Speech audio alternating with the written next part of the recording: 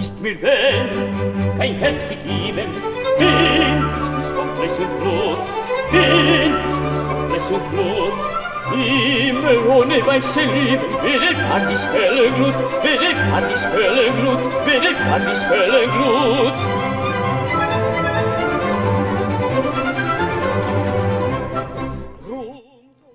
La flauta mágica es la última ópera estrenada por Mozart, se estrenó el 30 de septiembre de 1791, a Mozart le quedaban apenas, menos incluso, de 2 meses de vida. Circulan diversas historias acerca de cómo surgió el encargo. La más divulgada dice que concretamente el 7 de mayo de ese mismo año se presentó en casa de Mozart un empresario importante, el del Teatro an der Wien, que era Emanuel Schikaneder, y que le pidió que le compusiera una obra porque necesitaba un éxito, porque estaba pasando un mal momento económico. Esto es muy bonito, pero la realidad probablemente sería la contraria, que el que estaba pasando un mal momento económico, como siempre, era Mozart y necesitaba pues un éxito para poder equilibrar su delicada situación monetaria. Sea como fuere, Mozart empezó a componer la obra, prácticamente la tenía acabada en junio, aunque por medio surgió el encargo de la Clemencia de Tito y ya los últimos 2 o 3 números los acabó ya en el mes de septiembre. En todo caso, Manuel Schikaneder, el empresario del Teatro auf der Wien, pues es un personaje importantísimo del teatro musical alemán y austríaco de la segunda mitad del 18. Era un hombre que era empresario, pero que era cantante, que era actor, que además era director escénico, libretista y compositor. De hecho, su primera ópera, que se llamaba Die Liganten, la estrenó con 19 años y con 29, en el año 80, en 1780, ya tenía su propia compañía de teatro. Hizo una larguísima gira por toda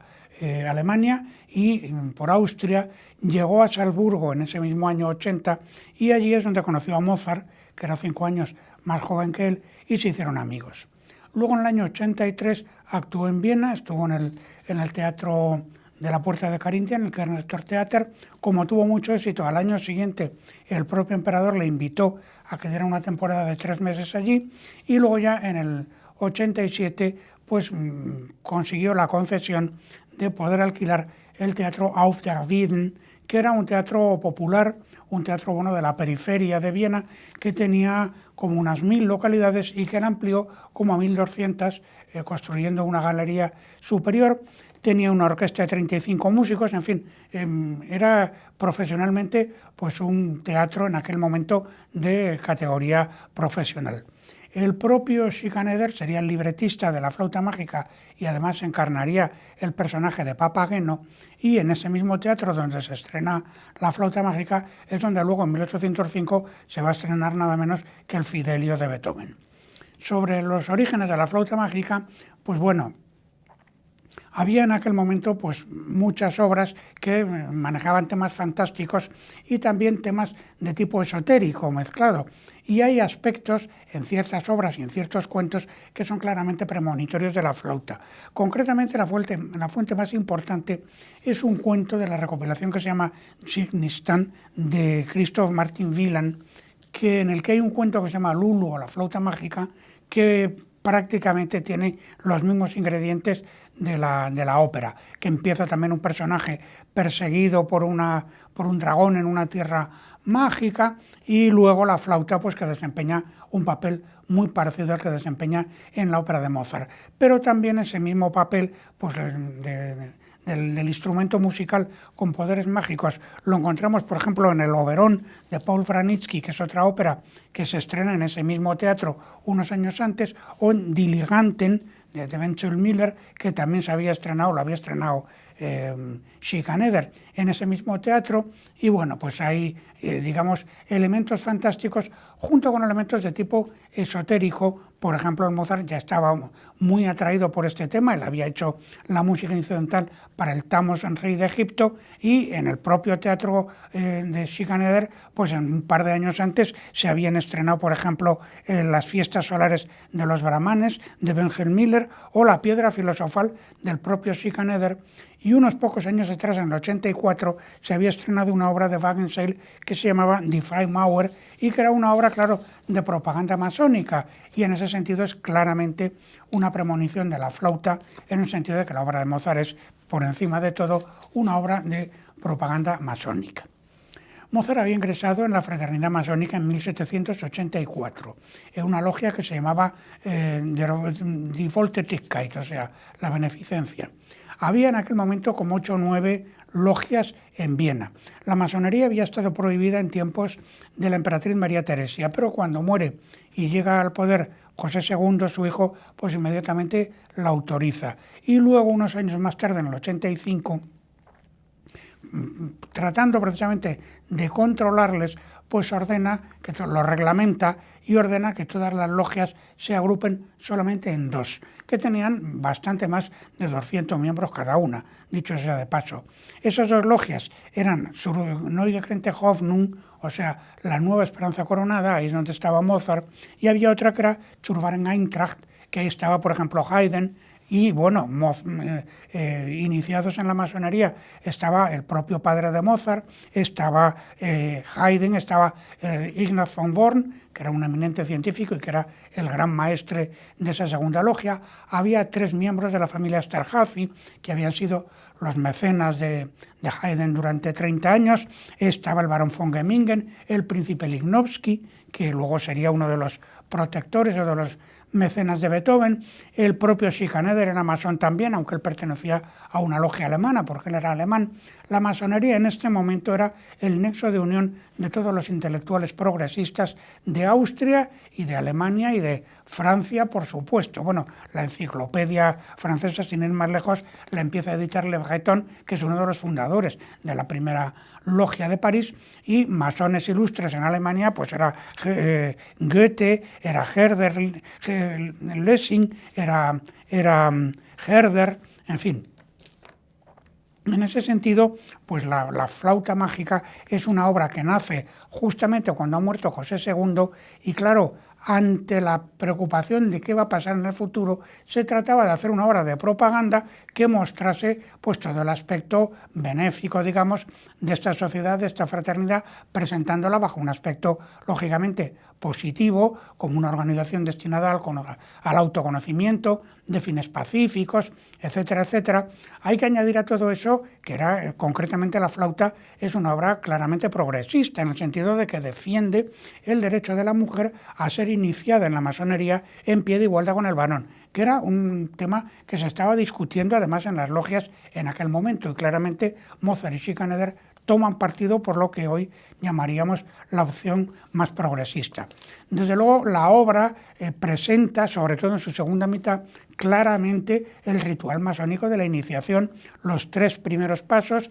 el del silencio, el del ayuno y luego la prueba del fuego y del agua, y es, bueno, pues clarísimamente una representación del proceso de iniciación a la masonería, y realmente el simbolismo masónico penetra toda la obra. Para empezar, la flauta es el símbolo de la música en tanto que elemento purificador y elemento bueno de concordia entre los miembros y entre los hombres. De hecho, además, hay una referencia clara al mito de Orfeo cuando Papageno,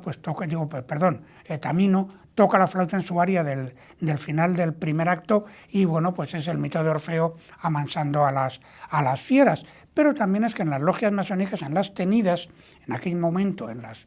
las logias masónicas austríacas, cuando se iba a hacer música, se anunciaba y se decía habrá armonía, jugando con el doble significado de la palabra armonía y además jugando con el significado de esa palabra en francés, porque en francés una orquesta de armonía es una banda de instrumentos de viento y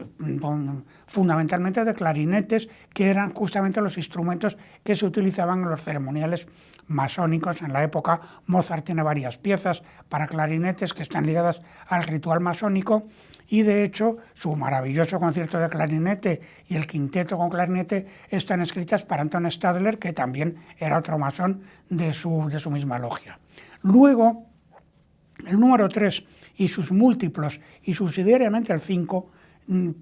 atraviesa toda la obra y es un elemento fundamental. La obra comienza con un acorde que se repite 3 veces y ese acorde luego aparece 5 veces a lo largo de toda la obra, y eso es una referencia clarísima pues a las ceremonias de iniciación masónica, que se usaba exactamente ese mismo tipo de acorde. Y luego, claro, tonalmente la obra empieza y acaba en mi bemol mayor. Y mi bemol mayor es una tonalidad que se escribe en la clave con 3 bemoles. Y claro, es la tonalidad luego va a ser del retrato de Pamina y de la presentación de Pamina cuando canta su dúo con Papageno. Y el relativo de mi bemol es do menor. Y claro, si la obra es un paso de la oscuridad y la zozobra a la realización y la luz, pues es el paso de do menor, que es el momento en que Tamino entra en escena perseguido por una serpiente, que claro es un símbolo del instinto descontrolado, hacia la realización final,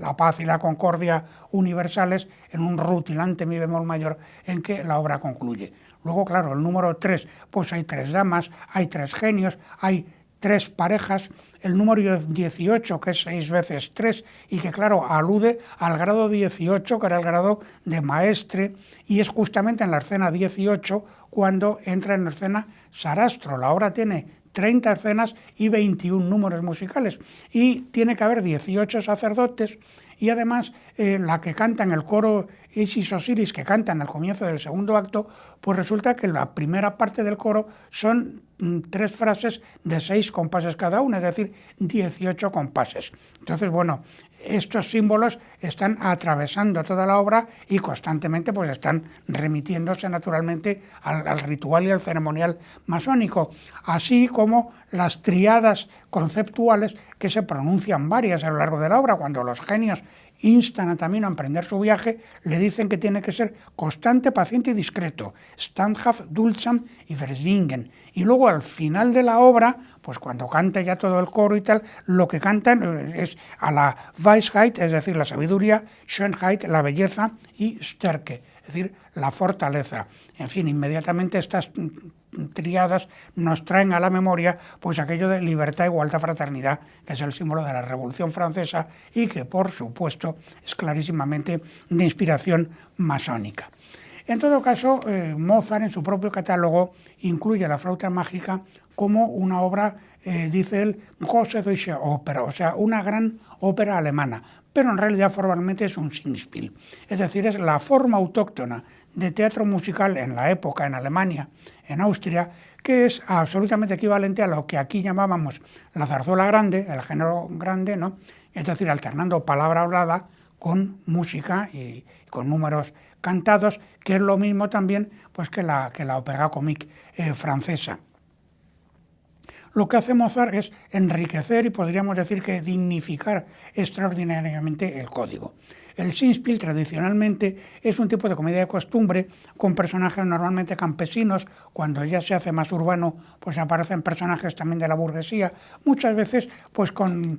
chistes de tipo salaz, escatológico, en fin. Mozart dignifica todo este tema absolutamente, pero sobre todo lo hace introduciendo elementos que vienen de otras formas musicales más vamos a decir, elevadas, de acuerdo con el criterio de la época. Es decir, introducir, por ejemplo, personajes propios, musicalmente tratados, como personajes de la ópera seria, pero en el seno del Singspiel. Lo ha hecho también en las obras cómicas con las obras de Da Ponte, pero concretamente en El rapto en el serrallo, Constance es un personaje absolutamente de ópera seria. Y aquí en La flauta mágica, La reina de la noche, que su segunda aria es un aria absolutamente de agitación, de ópera trágica. Pero la primera aria, la de la presentación, que tiene una estructura binaria, pues casi como, las palabras no existían entonces, pero casi como la forma italiana de la cavatina cabaletta, pues bueno, en la parte de la cabaletta tiene unas vocalizaciones brillantísimas y virtuosísticas,